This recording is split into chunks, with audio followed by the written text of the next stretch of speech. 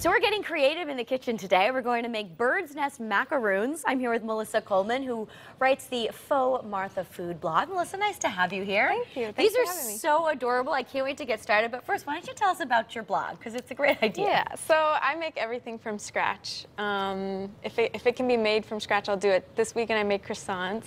From scratch? That is a process, right? It was quite a process. I don't know if I'd recommend it, but it was fun. What did you have to do exactly? Layers, right? Layers. Let the dough rest, fold, laminate. Let the dough rest, fold, laminate. All day process? All day. A day and a half. Was it worth it? I mean, they were pretty good. They were great? Pretty good, yeah.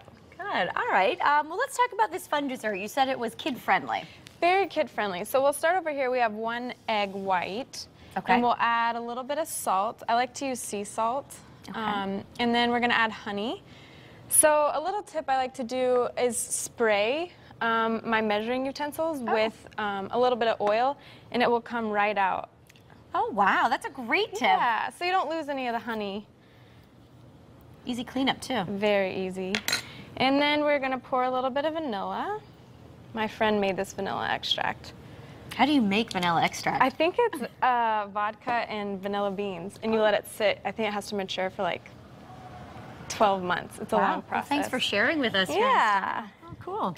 So you're just mixing that together? Yeah, we're going to mix this together. Kids can do this. It's nothing crazy. And then we're going to add in some coconut, shredded coconut. Okay, and you mentioned you're making a half recipe now. I'm making a half recipe today, but the full recipe will be on the website. Very good. I think this is just adorable for Easter right around the corner. Yeah, that's what I was thinking. Easter, or you can do spring brunches or showers, baby showers. Wedding showers? Wedding showers. Well, so where did Faux Martha come from? My grandma used to call me Martha because I always Martha cooked. Stewart, Martha Stewart, yeah. And my friends in high school would call me Betty Crocker. So when I started a blog, I was like, well, I love food. I'll call myself the Faux Martha. Never thinking it would stick, and now I'm still 5 years later. It's the Faux Martha. My husband calls me the Faux. So this has been a hobby for quite some time. Yeah. I've loved to bake since I was little. Oh, good. Yeah. All right. So a melon baller, this is the secret utensil here? This is what I like to use. We're going to get messy with our hands anyways, but this is about a tablespoon. Okay. And it's nice because it just releases. We have a sprayed pan. The oven is preheated to 400. Okay. We're just going to plop that in.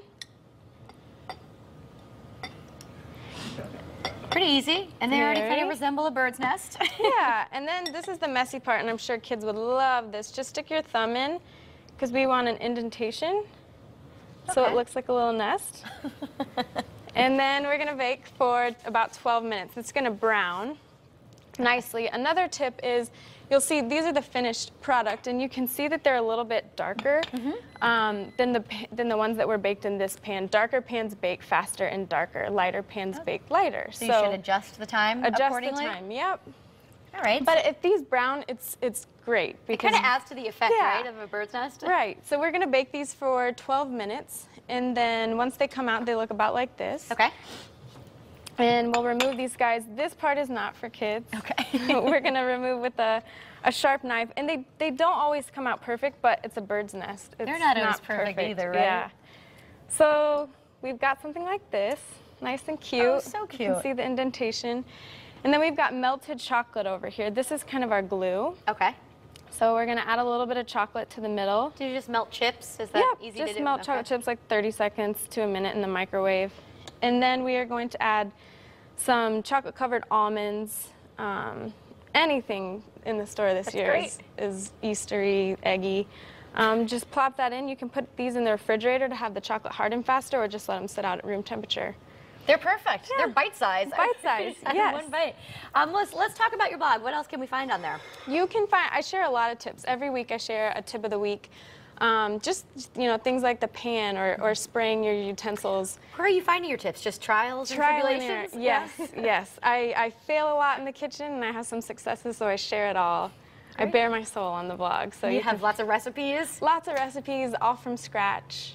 Stories about life. You get a little too much of me on the blog. I think that's along fun. with food, yeah. Great. Thank you so much for being here, Melissa. Thank you for having me. All right, and the recipe will be over on WTNH.com.